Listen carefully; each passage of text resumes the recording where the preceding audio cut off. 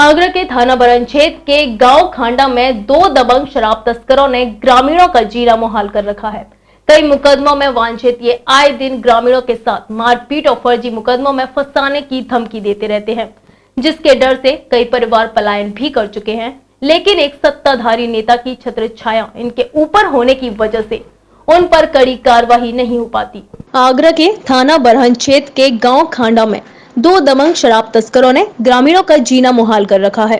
कई मुकदमों में वंचित चल रहे ये आए दिन ग्रामीणों के साथ मारपीट और फर्जी मुकदमों में फंसाने की धमकी देते रहते हैं, जिसके डर से कई परिवार पलायन भी कर चुके हैं। लेकिन एक सत्ताधारी नेता की छत्र छाया इनके ऊपर होने की वजह से उन पर कोई कड़ी कार्रवाई नहीं हो पाती। अपने घर के सामने डर के माहौल में खड़े एक ग्रामीण गांव खांडा के निवासी हैं, जिन्हें गांव के दबंग शराब माफियाओं ने परेशान कर रखा है।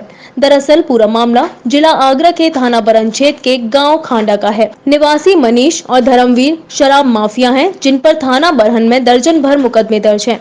मनीष और धर्मवीर दबंग किस्म के व्यक्ति हैं। इनके दबंगई से तंग आकर करीब आधा दर्जन परिवार घर छोड़कर बाहर रहने को मजबूर हैं और अब इनकी दबंगई का शिकार खांडा के ही निवासी सोमवीर और पुष्पेंद्र का परिवार हुआ है, क्योंकि इन्होंने गांव में अवैध शराब बेचने का विरोध किया था। पूरा मामला ये है कि ये लोग मतलब यहाँ ला करके वहाँ पल्ला मेरा पुराना घर पड़ा हुआ है, उसमें ये शराब रखते थे। मैंने इन लोगों से मना किया, मना करने के बावजूद ये नहीं माना। फिर से मना किया तो फिर अपनी पत्नी को लाकर मेरे दरवाजे पर ला करके उसे जान से टैटिया मसक रहा था। किसने? मनीष। अच्छा, फिर हुआ क्या था पूरा मामला? फिर टैटिया मसकने के बाद में उसे लेकर के वो भागा, है ना। तो फिर जाकर के मीडिया कॉन्फ्रेंस में मीडिया की उसने मीडिया के सामने कह रहा है कि मेरी सेठ और पुष्पेंद्र दोनों भाइयों ने मिलकर मेरी पत्नी का गला दाबा है, मुझे मारा है। अच्छा। पहले भी कई लोग यहाँ से मतलब शराब के चक्कर में यहाँ से गांव छोड़ करके भाग चुके, जो घरों से ताले लगे हुए हैं। और रात के 11 बजे 12 बजे तक रात के यहाँ चलते हैं शराब बेचने वाले, यहाँ शराब बिकती है। तो पीने वाले यहाँ गालियाँ गलौज देते हुए जाते हैं। यहाँ बहन बेटियों का निकलना भी दुश्वार हो गया। अवैध शराब बेचते हैं यहाँ पे? अवैध शराब बेच रहे हैं यहाँ पे। इन्हें सब शराब बेचते हुए सर बहुत दिन हो गए। कई बार कार्रवाई भी करी, कुछ भी किया, लेकिन ये बंद नहीं करती हैं शराब। इनकी डर की वजह से कोई सामने आता भी नहीं है।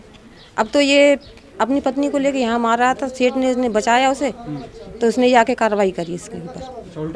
उल्टा आरोप लगाया इन पर, मेरी पत्नी को मारने की कोशिश करी। हम कभी यहाँ आते नहीं हैं, मैं गांव से बाहर रहती हूँ, बाजार में रहती हूँ। मैं कभी की जरूरत पड़ती है तो मैं पहले फ़ोन करूँगी, जब ये बच्चे वहाँ पहुँच जाएंगे, जब मैं साथ में आती हूँ। मैं अकेली नहीं आती, कभी कोई भी नहीं आता यहाँ पे। हाँ, दबंगी डर की वजह से कोई नहीं आता। लड़कियाँ और महिलाएं तो कभी कोई आती ही नहीं, अकेली नहीं आती कोई। कुछ लोग इनकी वजह से चले भी गए हैं। हाँ, गांव छोड़ के चले गए हैं, ताले पड़े हुए हैं मकान। इनके आसपास के जो मकान है, पंडितों के मकान थे, 3 मकान, 3 भाई, तीनों भाई चले गए यहाँ से बेच के। और ये धोबी है, सुभाष नाम था उसका, उसकी वाइफ का नाम पत्नी था, वो पिंकी था। तो इसके यहाँ पे शराब रखी उसने, और वो इसकी डर की वजह से यहाँ से छोड़ के भाग गया। ग्रामीण महिलाओं का कहना है कि हालात इतने बिगड़ चुके हैं कि गांव की गलियों में दिन रात शराबी शराब लेने की जुगाड़ में घूमते रहते हैं। शराब पीकर लोगों से अभद्रता करते हुए नजर आते हैं, जिसको लेकर ग्रामीण महिलाओं में भय का माहौल है। साथ ही ये दोनों कई बार जेल भी जा चुके हैं, लेकिन अवैध शराब का धंधा छोड़ने को तैयार नहीं है। जब टीम गांव पहुंची और मामले की जांच पड़ताल कर रही थी, तभी एक युवक अवैध शराब लेने के लिए एक ग्रामीण के घर में घुसा और शराब की मांग करने लगा। जब ग्रामीणों ने इसकी सूचना दी तो शराब खरीदने आया युवक फरार हो गया। तो वहीं गांव के ही समाज सेवी संस्था के सदस्य शिव मंगल ने बताया कि कई बार वे खुद संस्था की मदद से धर्मवीर और मनीष के यहाँ से शराब पुलिस को बरामद करवा चुके हैं, लेकिन कुछ दिन बाद जेल से छूटने के बाद फिर से अवैध शराब का धंधा शुरू कर देते हैं। यहाँ पे पूरा अवैध जो भी धंधा है, यहाँ पे दारू का सबसे बड़ा चलता है। 56 पागल सेवा समिति ने रोकने के लिए यहाँ पे पुलिस को इनाम भी रख रखा है। एक दारू वाले को पकड़ने पर 500 रुपये जो हम बराबर देते हैं। अभी दारू बेचने वाले को पकड़ने पर 5100 रुपये 56 पागल सेवा समिति देती है। पिछली बार लॉकडाउन में हमने पूरी दारू पकड़ी थी, और जितनी भी दारू पकड़ी थी सब थाने में और चौकी को दी थी। उसके बावजूद भी फिर भी उल्टा ब्लेम गुंडागर्दी इतनी यहाँ की है कि वो नाजायज किसी न किसी को। कौन कौन लोग काम करते हैं, क्या नाम है?